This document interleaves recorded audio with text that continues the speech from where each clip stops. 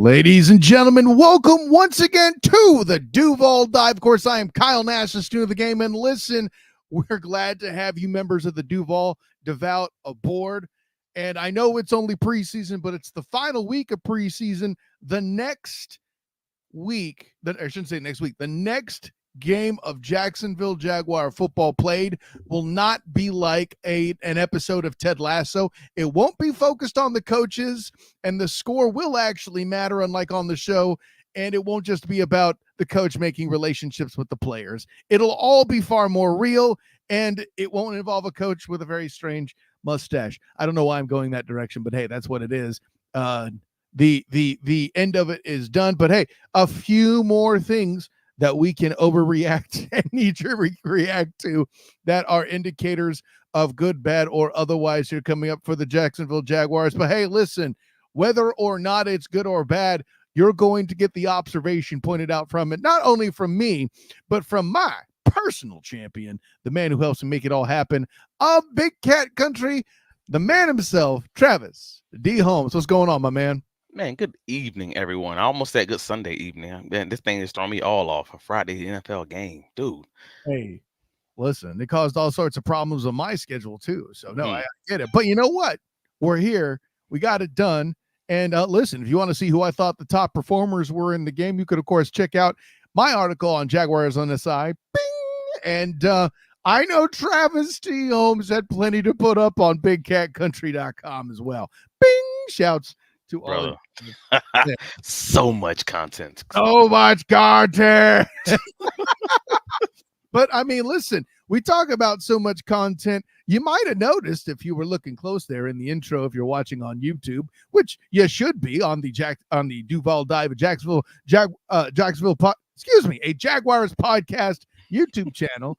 You know, like, subscribe, do that so I can take the time to learn what the name of my own bleeding podcast is. It's literally right there above my head. If you love us, support us. The best way you can support us is to like, comment, and absolutely subscribe, please. Yes.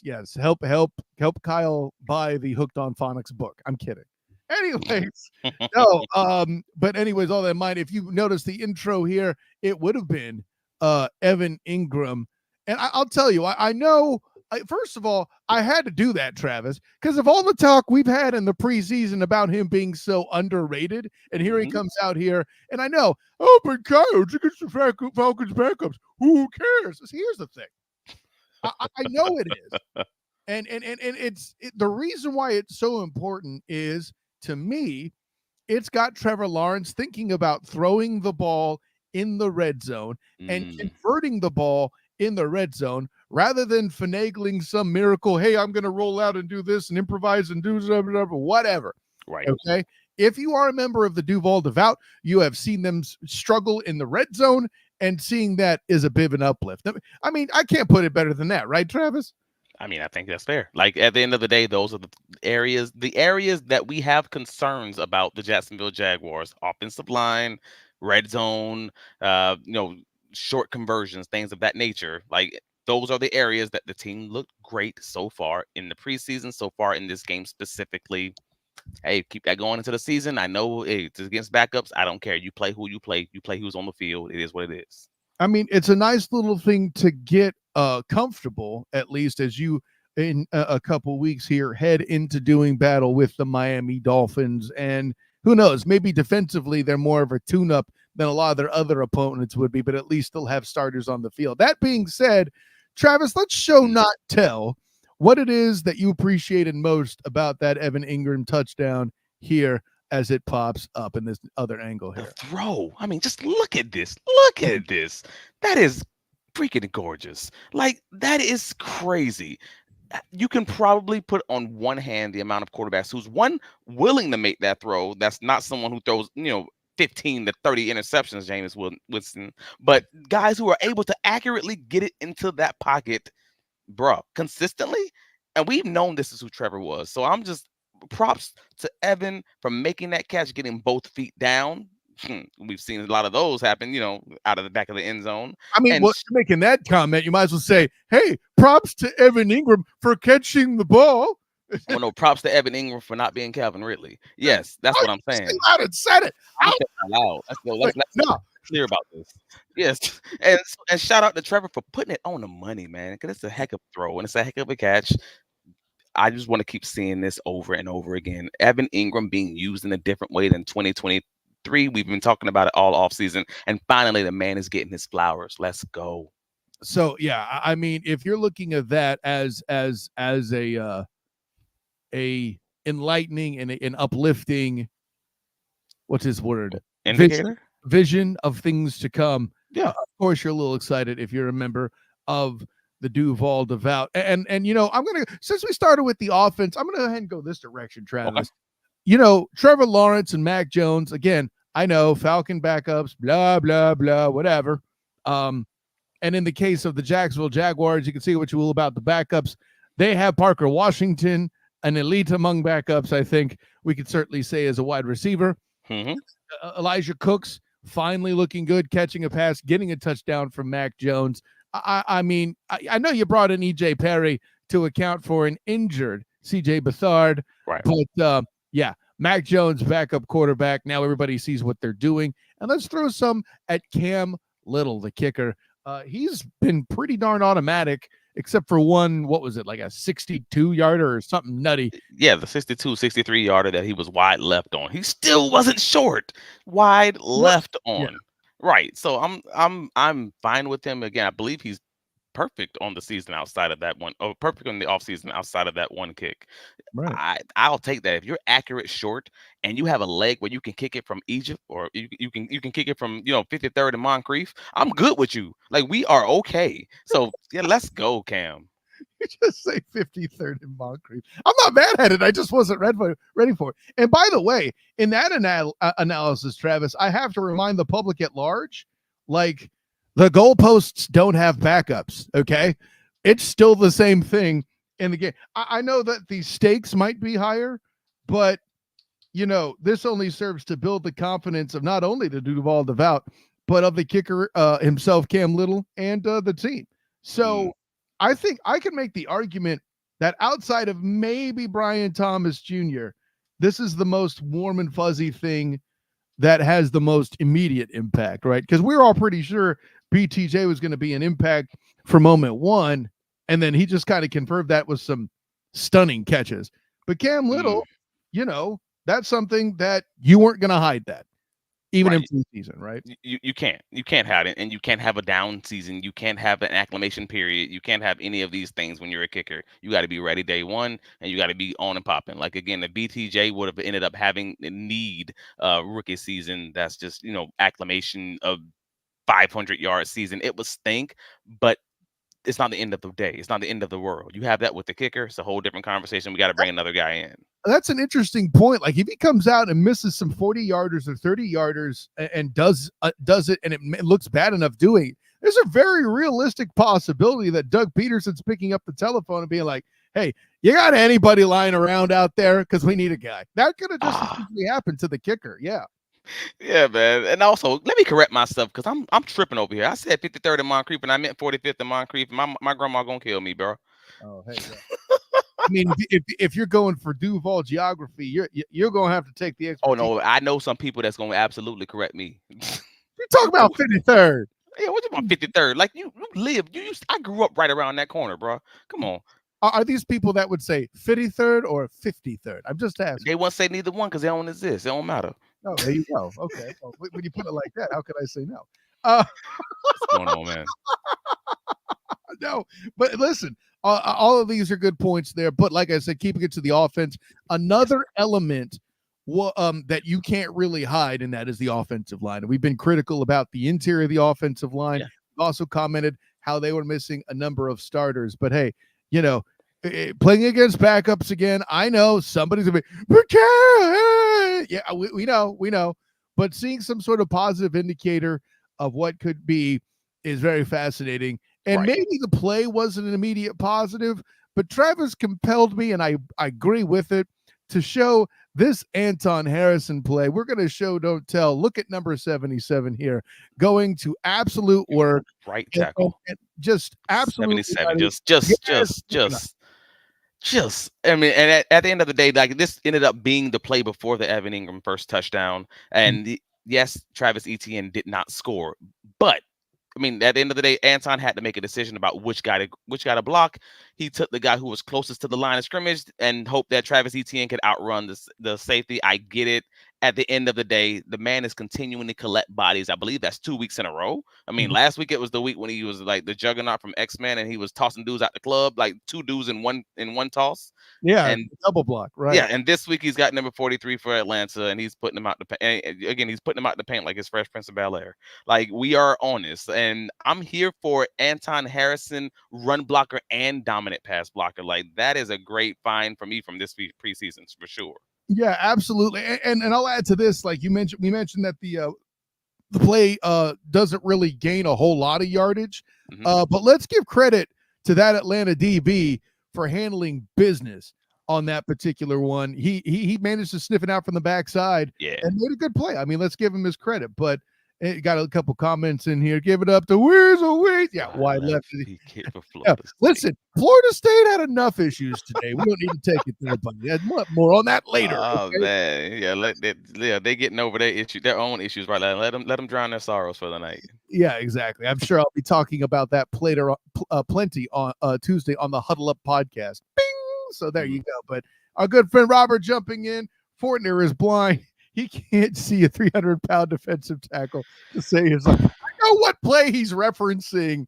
And we talked about it a lot on Twitter. Please follow Travis D. Holmes for some excellent discussion. Even when he talks O-line, go get directly into my veins. Like I get excited when a DB who's smart enough to talk O-line play is doing things like Travis does. But I see where he's going there. That kind of vision for Anton Harrison to go, listen, I believe an NTN able to possibly break out of that. Right. But if I don't get this corner, he's going to be a problem on that. Pushing correct. He's pushing them back to the help.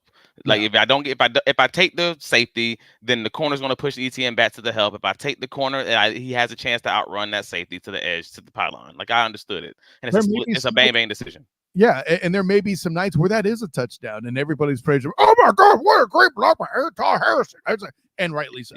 Yeah, man. It was a great game overall across the offensive line, and I was one of the main critics of Mitch Morris because of the one run play, might even say 1.5 run plays where he didn't hold on to his blocks, and I saw those, and they were both on the same drive within like 3 plays of each other, and I gave him all the smoke on Twitter initially.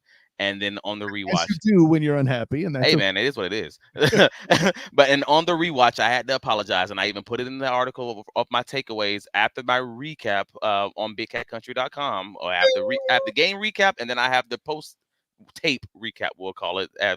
Now that my feelings are out of the way and that I've rewatched the tape a second time, these are my takeaways. Take a look. They're both on the website.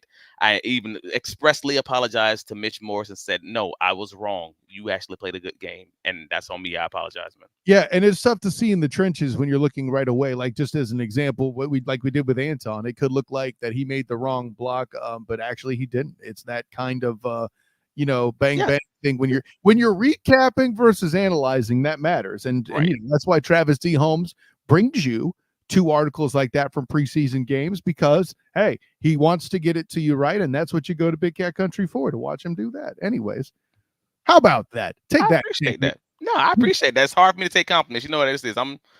I'll take compliments when I'm dead. I'll take compliments when I'm dead. I'll hear y'all from heaven to hell, wherever I'm at, I'm gonna put that on your epitaph. Hear me now, champion. Hey man. In the meantime, I'm just grinding. I hear that, man. But listen, speaking of guys who've been grinding, this defense overall in the preseason, I gotta tell you. Oh, okay. I wasn't ready for that response. I'll take it. Go. But it was good to see Darnell Savage running around without a red shirt on, getting in, mixing things up. Ronald Darby in the game, and of course Jarian Jones. Prince, all those guys in there. It's a good thing to see all these dudes in and running around. It's pretty. I'll put it this way. Oh, Mason Smith. I have to mention him because I think. Listen, I'll admit, Mr. Pass Rush. Yes, he got me pretty excited. And quick shouts to the playmaker jumping in. What's up, Darnell? Good to see you, man. Who knows? Maybe Drew Willingham will set up that in or out sports debate where we do bad one day. I don't know. Bing. Anyways, I little shout to Sartoba Media. Well, no, again, the defense, they held them to what, less than 100 yards passing? Like that was just an amazing. And again, backups, no backups. You hold someone to those kinds of numbers, hey man, that's a great day because the second half of the game is still involving our backups also. At Like, the let's be clear very on end that. of the day, you at least had a group that did their job and doesn't have to go back to the drawing board as desperately as the Atlanta Falcons. And while I still am very confident placing them as somebody who will sneak past and win the NFC South, as I said on the NFC South preview of the Student of the Game podcast, bing, when you're doing that to a group that could be a division favorite, it has to be a bit of a thing, right? No, absolutely. Again, these are teams that have done well as far as their front seven is front four, front seven is concerned. And when we have questions on our offensive line, I want to see them. This is a no-win situation for the Jaguars offense and the Jaguars defense. Like they had to perform, they did what they're supposed to do. And if you're the Duval devout, you know doggone well, I almost cursed. You know doggone well that there's been very many preseasons where this team was supposed to perform and they did not perform. So I'm going to give them the credit that they deserve when they come out here and they actually perform when they should. That might be the bare minimum. That might be a small line, but I'll take that victory when I can get it. Now, Robert makes a comment that we're going to address here in a minute, but first, I want you to see the kind of play that gets Travis is excited about what they see in stopping the pass in particular. A little show, don't tell with Trayvon Walker. Travis, what do you see here? Right here, what I see is Yasir Abdullah pushing that quarterback into Trayvon Walker. Like everybody was talking about, hey, yo, did you see that spin move by Walker? I'm like, oh wait a minute, he got a spin move in his arsenal now. Like he's tried to do it early, and the quarterback stepped up in the pocket, so he couldn't really finish it. I'm here for this. I'm here for it. But again, Yasir Abdullah also been in the corner, pushing him into that pocket. You actually have other guys who are pushing the offensive lineman into the quarterback's lap. Cool. There's no real pocket for him to come into. The team was doing a lot of this rotations with the defensive line and different defensive edges to try to get them different packages. And I thought that was very curious. I saw Ashley T-Wig on Locked On Jaguars that started mentioning this, and that's brought it to my attention. That was interesting because, again, a lot of these guys who may or may not even make the roster, a lot of these guys who aren't really part of that first group, were able to still get some pretty consistent pressure. And I was like, okay, you're doing well. Okay, Jeremiah Ledbetter. All right, you guys are pushing this pocket. This is going to be interesting when it comes down to cut time. But I wanted to make sure, hey, people say something. It's not just that Trayvon Walker had this great series, and he really did. Pressure on the quarterback. Actually, I counted 2 pressures. He had the sack. He had the quarterback hit. Obviously, the spin move you just saw, but also Yasir Abdullah. He's had every game that he's actually performed. He's giving you a pressure. He's giving you a quarterback hit. He's done some really good things, and I am curious of how this coaching staff sees him when Tuesday at 4:00 comes. Yeah, I see all that too. And listen, we both know how absolutely high I was on Yasir Abdullah last year before he got hurt. And listen, people at the time were like, oh, well, it's just because you've seen him play against UCF in person. Yeah, it's exactly that, because I can say what he could do. But it's not just that he did good on the pass rush. What I would not have been prepared for is him completely bull rushing a dude to make that play happen. You mentioned that in the lead. It's one thing where I see Trayvon Walker bull rush a dude is so bad into the quarterback that he's able to, straight up to Kimbe Mutombo reject the pass for a pass defended, right? Yeah, that's a PD stat. You'll get that much from a D lineman, okay? This isn't the J.J. Watt days, you know what I'm saying? But to see that from Yasir Abdullah from the opposite edge and to impact the play that much, and my favorite thing about Trayvon Walker's spin move is, let's say it didn't work, he still was standing in such a fashion that he was still kind of he set the edge. Like there was a pocket. There was no pocket for him to go outside. He still can get the quarterback inside. Exactly. If the quarterback can't roll out that direction, it's exactly where I'm going. You got it. So. There's nowhere to go. Like at the end of the day, that's the whole point. Is the secondary to be suffocating and the defensive tackles to be kind of the same thing. They're just pushing that pocket closer until it explodes. And if that's what you're supposed to do against backups, I'm happy that that's exactly what they did. Yeah, and that's what's with it. Now, let's get to the part of the defense that's been concerning. You and I, of course, have talked Yeah. ad nauseum about the interior O-line position in the previous 2 weeks. Yeah. I don't want to spend too much time on that because we're already past the 20-minute mark. I do want to dive into this with you, and Okay. we do mention Mason Smith as a positive, but Robert makes a very good point here that the run defense has taken a while to show up. If they do show up in these games. And as an overall observation, he's not wrong, but break that down for me. How do you respond to that? What do you see in that situation? Well, the run defense, if we're talking about 2023, I can fully understand that. But if we are talking about 2024, this I'm talking about preseason, the preseason I games. Yeah, know, I just want to be clear. But if right. we're talking about the 2024 preseason, I'm not willing to say that just yet because it's rare that we actually had the full run defense playing. There you go. Obviously, we still haven't seen Eric Armstead, Mhm. but we're basically saying that the unit that doesn't really exist hasn't played well. Well, cool. But that's also not the unit you're going to see in week one. Even this game, I thought it was interesting because they started the game off with Roy Robertson Harris and oh goodness gracious, it was Roy Robertson Harris and Jordan Jefferson on the first down, first play. And I'm like, wait a minute, interesting. I don't know that that's necessarily going to be your week one like setup, if that makes sense. Like if that's going to be Eric Armstead If it is, and something's and wrong. you Yeah. know what I mean? Like that's going to be Eric Armstead and maybe Mason Smith. You know, you might have a Jordan Jefferson. You might have Devon Hamilton. I was gonna say, Like what that's about going to be Devon? Yeah. yeah, that's going to be an interesting one. So, like again, we know Ryan Nielsen loves to do this rotational thing, but I don't know if that's who he is as far as his philosophy versus that's just who he is in preseason for a coach who's never coached this team and trying to get to know these players before they have this 53-man cut. Like I don't know. And so, but when I talked to a few people from Atlanta, they did say, "Hey, no, this is kind of who he is. He likes to rotate guys, but that was also when they had a worse defensive line than what he has right now." So we're kind of all making a little bit of guesses on what this is versus what we think it may end up being. So I don't believe that that's going to be the case because I think that the talent that obviously Armstead has, the talent that Mason has, and that Devon Hamilton has, is probably going to be your starting defensive front. So I can't really judge the unit if the unit has never even been seen. In fairness, Robert jumps in another great point here. Jefferson's been hurt in camp. He had to get some reps. Yeah, I think Bingo. that's worth mention. But Robert, let me add this too. That doesn't necessarily mean he has to come out starting the game for the defense. That's the part that I think is very interesting and jumps off the page for me. But the point point being made, as much time as he missed, we had seen in preseason too that if you miss time, you were going to get more rips to get caught up. Yeah. It could be the same kind of thing there too. And he had a good week too. He had multiple good run stopping plays where he was doubled and he split it. Like that was actually one of our highlights last week. So yeah, I'll give him credit there.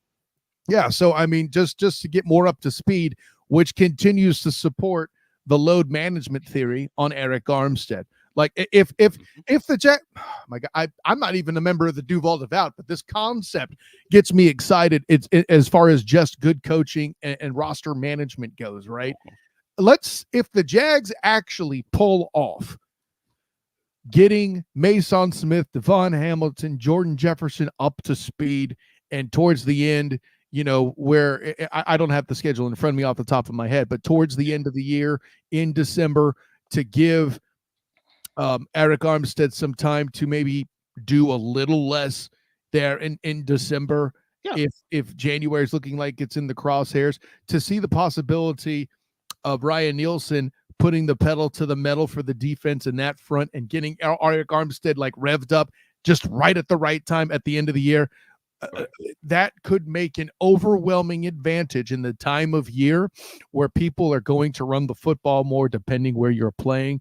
That's a big deal because you need defensive tackles more later in the year. And I know that the weather is always pretty good in Everbank Stadium, but they go on the road to places where the weather's not as awesome. I'm not saying they're going to be at a place where you take the bottle of soda and water out of the freezer and then it freezes faster. I don't think we're going to see that. But you never know. I mean, you might be in KC at this time of year. You know, I mean, at that time of year, you never know. Miami did it last year. But to your point, you have someone like Eric Armstead who you may need to do the load management thing with, or you might have injuries with any of these guys, and you don't want to go through what you went through with Fatu Kasi when he got injured, and then your whole run defense just kind of falls off a cliff, and it was already hanging on by a thread. So to that point, yeah, I'm here with you. If you want to do a better job at your onboarding process, and it sounds like the Jaguars do, and it sounds like the Jaguars have been this season. I talked about this on Hacker After Dark earlier this week I believe on Tuesday. Oh, Team Um, XL, right? Yeah. yeah, on 10 XL, right. And we talked about the fact that the Jaguars had their rookie class and they kept them in town for another 2.5 weeks, which is way different than they've done in any other season. You've seen a lot of the growth from like the onboarding process from a lot of the rookies, what you haven't seen in previous years when they said they weren't ready later in the year. And now even Trent Baalke at the end of the year said we wanted it so that in October, in November, that these rookies are able to contribute more. How do we get that to that point? Well, maybe it's you giving them 20% of the snaps earlier in the season, even when they haven't necessarily earned it in that rotation. So they'll have those game reps under their belt to be better, to your point, to be able to truly assist the team when it comes time that they're needed, like Parker Washington if Kirk goes down, or like Mason Smith if something were to happen to Devon Hamilton or Armstead. I did not know about the piece where Trent Baalke directly addressed it like that, but that's a fascinating concept. One last comment here. Another good point I think Robert makes here. Eric will probably get only third down reps in games until he's in football shape. I don't know about that, but shall we say third down dominant, right? There's a world where you get, more run stopping, or maybe the at first the run stopping defense doesn't feature. Yeah. I think in week one, it's not going to go that way just because Dolphins and, wanting to get him up to speed like that. Yeah. Well, I thought an interesting takeaway for me from the Atlanta game, though, is the minimal success, this modicum of success that they did have almost always consistently happened when they ran hurry up and no huddle offenses, because it allowed the defense not to rotate off the field, because Nielsen was doing that literally every play. It was like they were doing waves of defensive fronts. So changing over three of the four guys are all four guys. So if that is do that, that's a good point. So if that is something that he is going to try to do throughout the season to try to keep guys fresh, but also to keep guys, like not being injured, like in this case, bringing in Armstead on third down, that's something we may have to be aware of, especially week one against Miami. If that's something that they've seen, that's something we might see. Well, something we're aware of. It's that time, Travis. Got to tell the people where you're found, my brother. We got to find a way to stop these clocks, bro. Stop the count. Yes, you can find all of my writing on bigcatcountry.com. Where we cover the Jaguars press conferences. Obviously, we just talked about the tape breakdown, and take a look at that. All the preseason is now over. Now we're going into our regular season coverage. Again, press conferences. We're talking about all the breaking news. We're giving you our analysis, all of it. Save it as your favorites. Travis D. Holmes on all the socials, Twitter, Facebook, whatever social media your mama's on, I'm probably on it. Let's go. Travis D. Holmes. And for the most part, yeah, obviously you're listening to us now. Like and subscribe. If I don't say it enough, if you really want to support us, that is the way to do it. But Mr. Nash, while we're at it, where can you be found, sir? Hey, listen, if you don't want the acho cheese that you get from that dude Emmanuel and other national talents like that, you go find Travis D. Holmes. You liked that. Stop shaking your head, sir. I sound like Kirk Cousins over here. Appropriate since we just dealt with the Falcons. Anyways, of course, I'm Kyle Nash, the student of the game. You can find me on Twitter, Instagram, and Threads at the SOTG. Check out my work with also the Black and Gold Banneret, should you happen to be a UCF fan. And Tuesday, we're going to do a final cut down episode. Look at the final roster there. See who some of the more surprising takes, the snubs, with News 4 Jags, Jamal St. Cyr in the building. I always have to say his name slowly because it's the the Saint. Anyways, but thanks again to all you in the comments stepping in. Tropical Laser just jumping in with a straight Duval. I mean, hey, we speak to the devout and we like, that's their version of amen. That's the way I see it. So for Travis D. Holmes, I am Kyle Nash, the student of the game. Until next time, everyone, class dismissed.